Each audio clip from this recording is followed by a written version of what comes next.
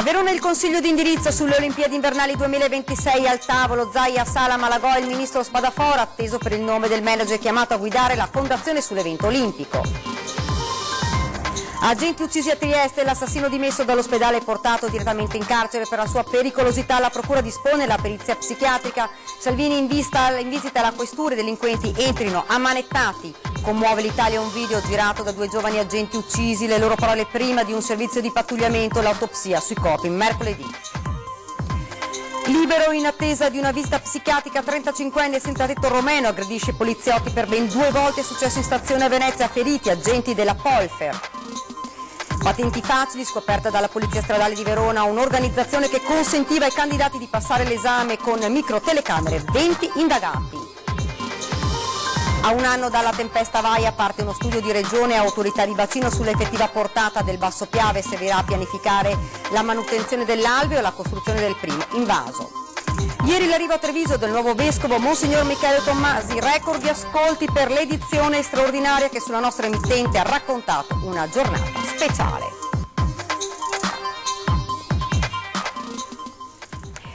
Buonasera, ben ritrovati, edizione regionale dei nostri telegiornali, dunque l'avete sentito ora dai titoli. A Verona il Consiglio di indirizzo sulle Olimpiadi invernali 2026 e proprio a seguire questo vertice per noi Federico Fusetti e Ferdinando Garavello. Sentiamo. Non c'è il collegamento. Dunque non abbiamo ancora il collegamento, quindi aspettiamo di poterci mettere in contatto con i nostri colleghi che appunto stanno seguendo questo vertice e andiamo avanti. Parliamo degli agenti uccisi a Trieste, l'assassino dimesso dall'ospedale portato direttamente in carcere per la sua pericolosità. La procura dispone la perizia psichiatrica. Sentiamo. Pierluigi Rotta e Matteo De Menego sarebbero stati uccisi nel tentativo di proteggere il fratello del killer. Alejandro Augusto, accecato dalla rabbia per essere stato denunciato da Carlise per la rapina dello scooter, avrebbe così voluto vendicarsi sparandogli. Si fa largo questa ipotesi nella ricostruzione dei tragici fatti di venerdì costata la vita ai 2 poliziotti, per cui in queste ore sono molte le voci che si rincorrono per risalire momento per momento a quanto accaduto. Alejandro Augusto Stefan Meran, dunque, secondo le ipotesi che circolano attualmente, avrebbe avuto tutta l'intenzione di sparare a Carlise Stefan Meran, il fratello maggiore, che in quel frangente si trovava assieme a lui in questura, ma in un'altra posizione del palazzo, esattamente nell'ufficio prevenzione generale. Ecco allora che i quesiti si spostano sul perché lo stesso Carlise si fosse barricato nella stanza bloccando l'accesso per poi nascondersi nei sotterranei. La paura di rimanere coinvolto nel raptus di follia del fratello ormai degenerata o l'intenzione di evitarlo di proposito, sentendosi il bersaglio diretto della sua violenza dopo la denuncia per il motorino rubato? Quesiti che non trovano conferme ma arrivano da indiscrezioni. Seguendo il racconto dei fatti, dopo aver rubato l'arma dal poliziotto e aver scaricato numerosi colpi su Rotta e De Menego, Alejandro avrebbe iniziato a urlare cercando proprio il fratello che in quel momento si stava nascondendo. Nel frattempo la decisione del giudice nei confronti dell'omicida è quella del carcere. La destrezza a usare l'arma, la pericolosità, l'aggressività dimostrata. Alejandro Augusto Stefan Meran è stato trasferito al penitenziario del Coroneo dopo le dimissioni dall'ospedale di Cattinara, dove è stato piantonato e ricoverato a seguito della ferita infertagli per bloccare la sua furia omicida, costata la vita ai 2 giovani poliziotti Rotta e De Menego. In una nota diramata dall'Auschwitz, Alejandro riceverà tutte le cure sanitarie del caso, così come gli altri detenuti che necessitano di assistenza. Il suo utilizzo delle armi, la pericolosità constatata dagli inquirenti e il suo stato psichico non hanno lasciato dubbi al magistrato di turno, che ha deciso dunque per il carcere a fronte della richiesta del legale dell'indagato che aveva chiesto la custodia domiciliare nell'abitazione della madre. Oggi si è preso inoltre che la procura intende chiedere una perizia psichiatrica su Alejandro Augusto Stefan Meran. Infine, gli esami autoptici sui corpi degli agenti uccisi nella sparatoria di 4 giorni fa saranno compiuti mercoledì prossimo. I magistrati hanno già trasmesso l'incarico relativo. E mentre l'Italia intera si sta preparando per l'ultimo saluto ai 2 poliziotti Matteo e Pierluigi uccisi dal 29enne domenicano, questa mattina nella questura del capoluogo Giuliano è arrivato il leader della Lega Matteo Salvini. È stato veloce e sentito l'omaggio di Matteo Salvini agli agenti caduti venerdì pomeriggio. Il leader della Lega in regione per la festa del Carroccio stamani si è recato in questura. Prima di un colloquio con il questore Petronzi, l'ex ministro dell'Interno ha sostato davanti al tappeto di mazzi di fiori lasciati dai triestini, poi si è fermato in raccoglimento al Famedio all'ingresso della questura. Quindi un breve scambio di parole con i giornalisti e un ringraziamento alla città. Non solo io, anche i familiari, i ragazzi, anche il questore. Uno magari, io Dresda la conosco, però magari uno abitando lontano può pensare che sia una città un po' chiusa, un po' fredda. E ringrazio i triestini per quanto possa valere a nome dei colleghi, a nome dei familiari e degli amici, perché l'affetto dei triestini ha lenito almeno in parte l'enorme dolore. Salvini ha espresso al questore e ai poliziotti l'impegno a livello parlamentare per migliorare le condizioni di lavoro degli agenti. Lavoreremo in Parlamento perché i delinquenti entrino nelle questure, nei commissariati, ammanettati. E risolverebbe sicuramente più di un problema. Entro la fine dell'anno entreranno in dotazione anche le prime migliaia di pistole elettriche e anche su questo sarà un passo avanti per la sicurezza sia degli agenti che dei cittadini e speriamo che anche su questo nessuno abbia da limitare o rallentare. Il riferimento del leader del Carroccio esplicito è al caso dei due americani che mesi fa uccisero un poliziotto a Roma e alle polemiche seguite alla pubblicazione della foto di uno dei due ammanettato e bendato. Mi ricordo quelli che hanno aperto un dibattito carneficante quando è uscita la foto dell'assassino americano del carabiniere che aveva la benda e aveva le mani bloccate, che se coi mano non si va da nessuna parte. Però se uno entra in questura perché è sospettato di aver rubato, sparato, scippato, rapinato, deve poterci entrare ammanettato senza che si apra un dibattito sui diritti. E commuove l'Italia un video girato dai due giovani agenti uccisi a Trieste, le loro parole prima di un servizio di pattugliamento. Buonasera. Buonasera. Dopo tanto tempo i figli delle stelle sono tornati. Siamo qui e quindi voi dormite sempre tranquilli. C'è la volante 2 questa notte. Come sempre si inizia a finire le stelle. E quindi speriamo bene.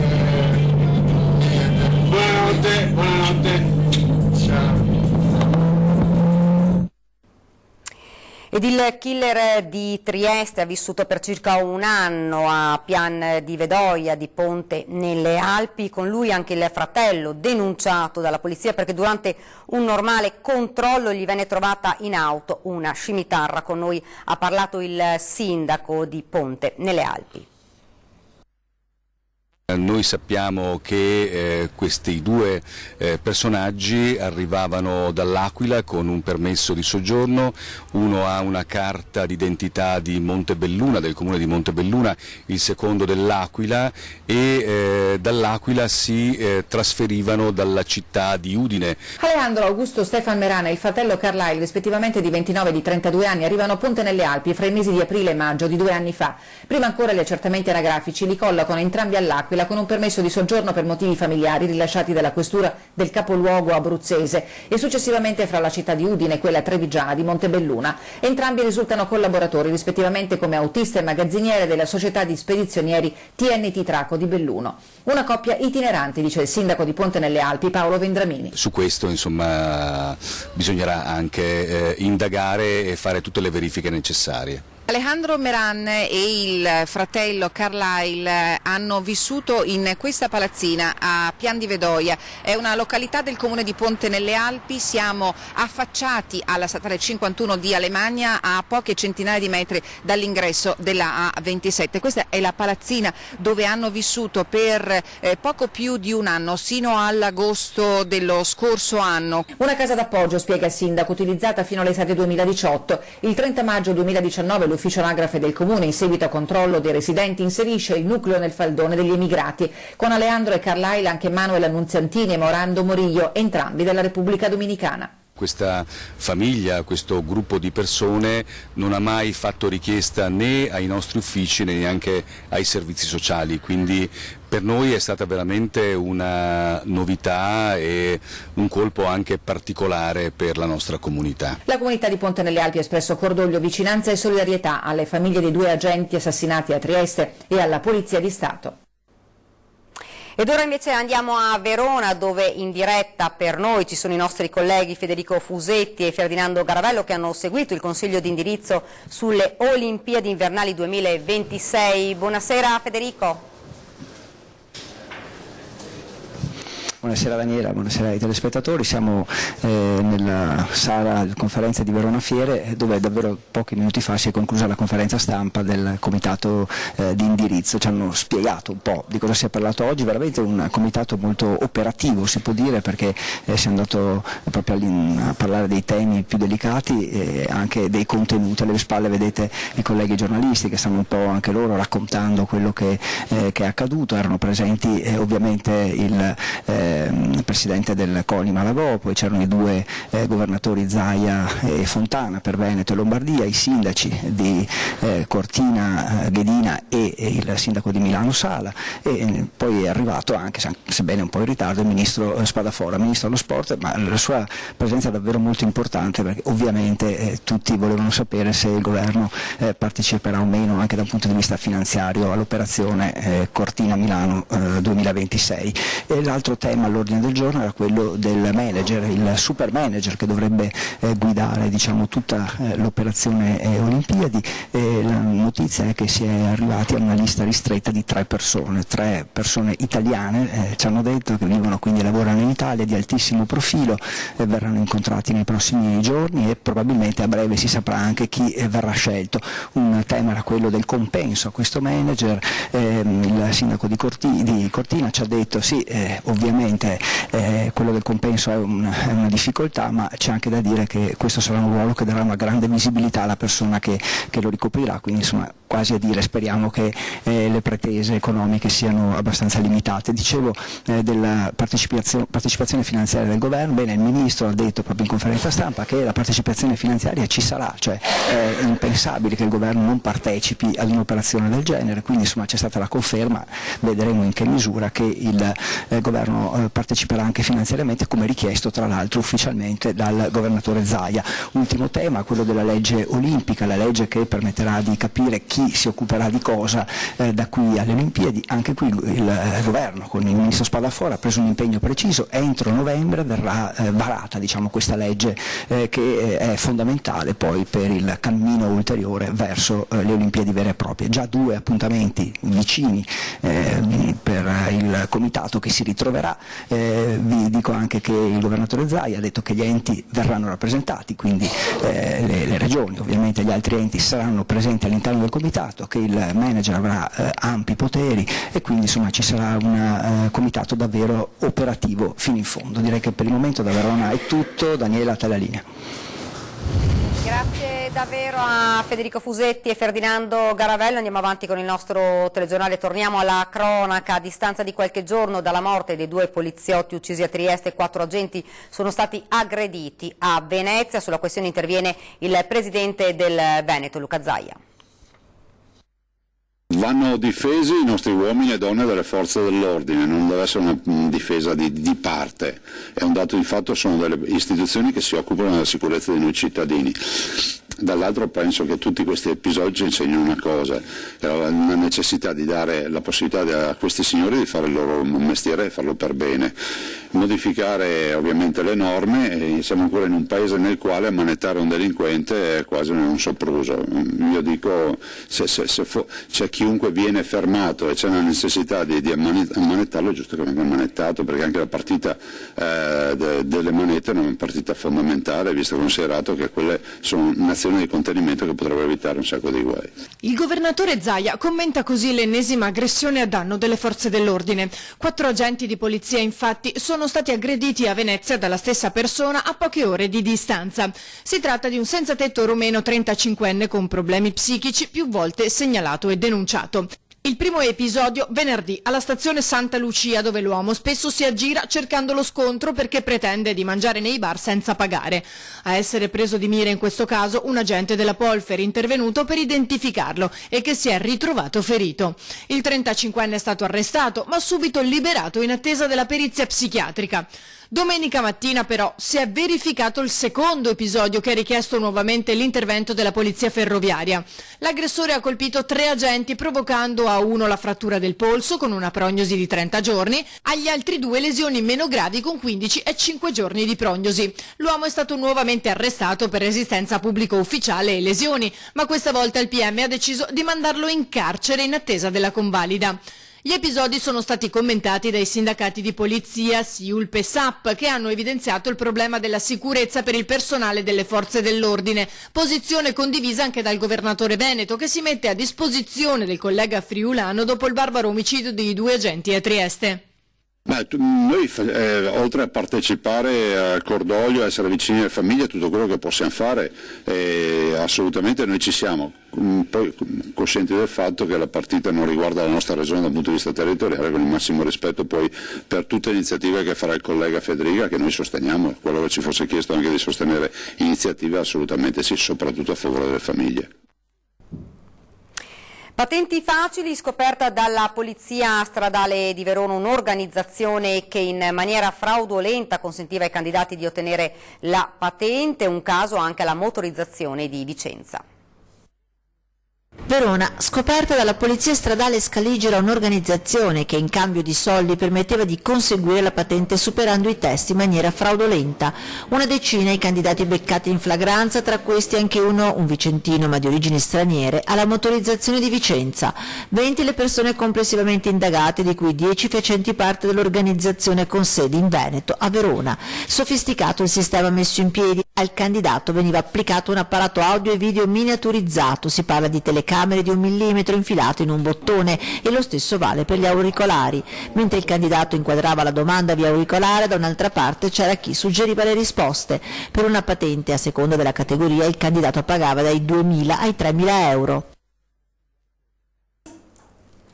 Ed ora ci fermiamo per la pubblicità.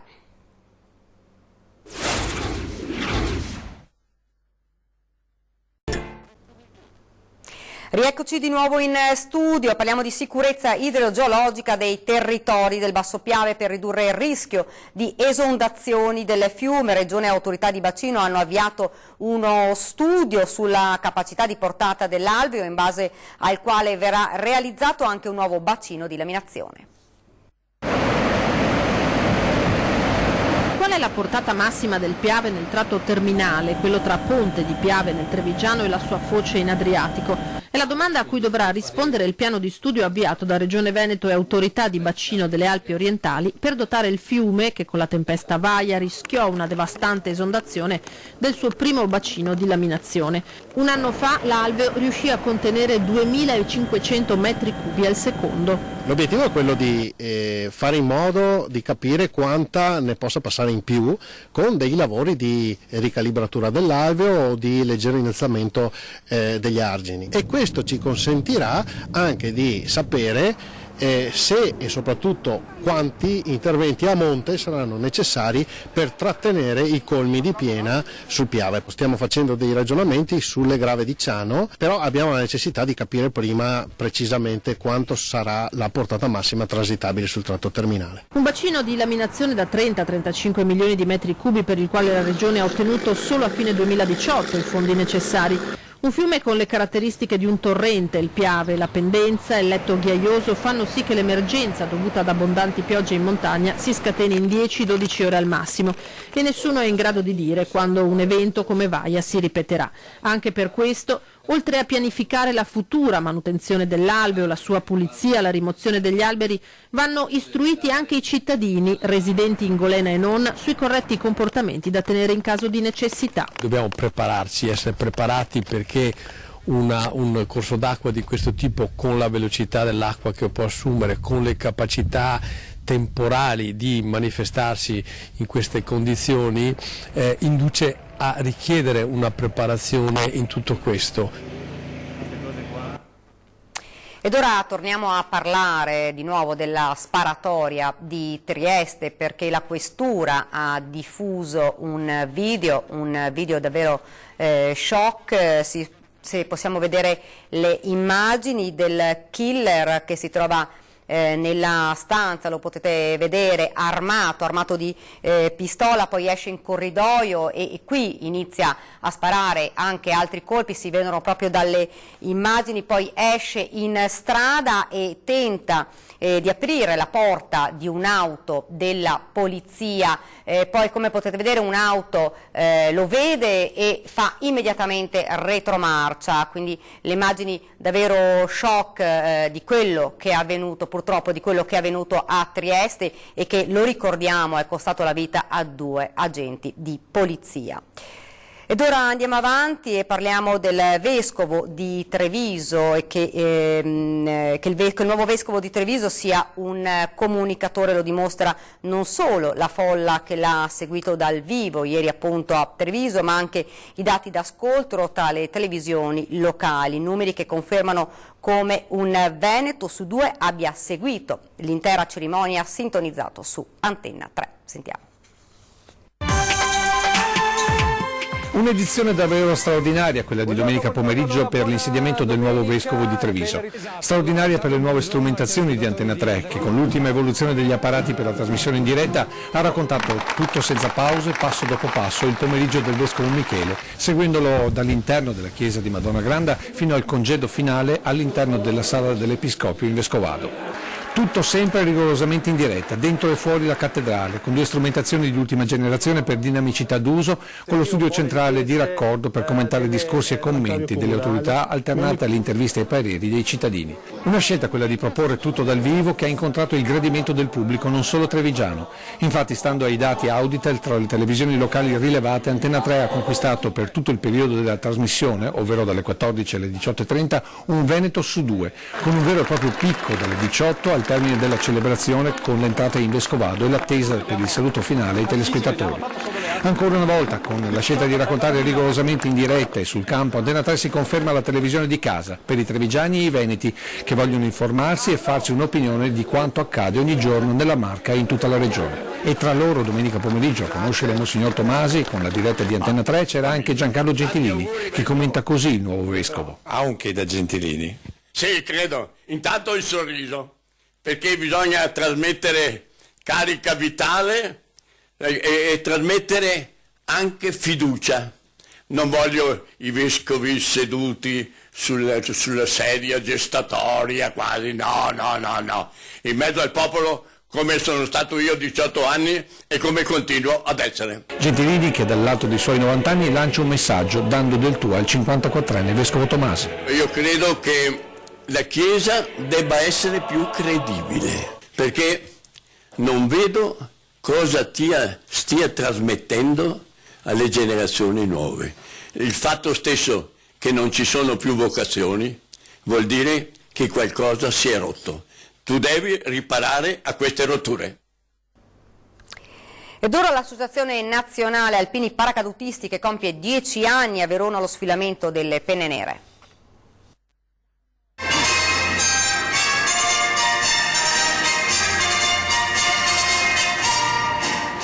L'alzabandiera ha sancito l'inizio della grande festa per il 10° anniversario di un corpo speciale, gli alpini paracadutisti. Noi operiamo su terreni scoscesi, per cui sulle montagne e sui ghiacciai. Abbiamo una nostra preparazione specifica per i terreni artici, per cui il principio è praticamente vivere in mezzo al freddo. Hanno sfilato per le vie di Verona fra gli applausi dei cittadini e l'abbraccio della città. Non poteva mancare il paracadute alzato dalle penne nere. Abbiamo adottato Mice Track, viene preceduto dalla sezione di lancio, per cui quando si esce dalla botola dell'aereo, prima di aprire il paracadute bisogna contare 1001, 1200, 1300, 1400, 1500, Mice Track. Una giornata importante per gli alpini paracadutisti, un corpo nato dopo la Seconda Guerra Mondiale e che dal 2018 appartiene alle forze speciali della difesa. una ricorrenza significativa perché decorrono in questo mese il 10° anniversario della fondazione dell'Associazione Alpini Paracadutisti, quindi è stata organizzata qui in Verona, sede ormai del reggimento dal 2011. Vi ricordo questa sera 20:10, ospite in studio Giampaolo Bottaccini, assessore ambiente e protezione civile del Veneto. Poi non perdetevi subito dopo alle 21:15 Ring, in studio Lorenzo Tamaro, SAP in collegamento da Trieste, l'onorevole Roger De Menec, deputato del Partito Democratico, Massimiliano Barison, consigliere regionale Veneto Uniti, e Marcello Bano della Lega. Ed è tutto, io vi lascio alle previsioni del tempo, grazie davvero per averci seguito, buona serata.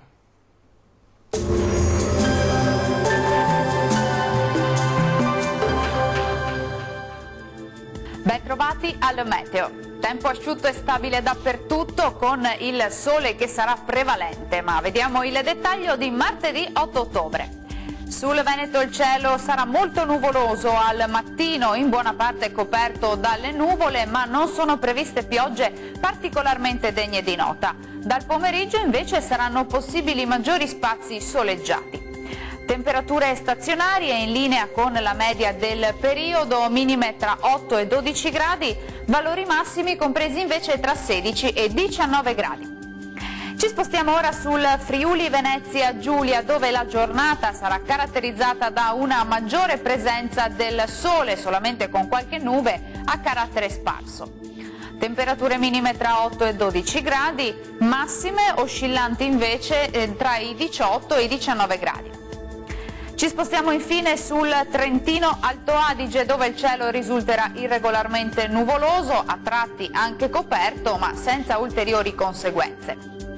Temperature minime tra 7 e 10 gradi, massime tra 18 e 19 gradi. Bene, dal meteo di Antenna 3 per ora è tutto, buon proseguimento in compagnia della nostra emittente. Arrivederci.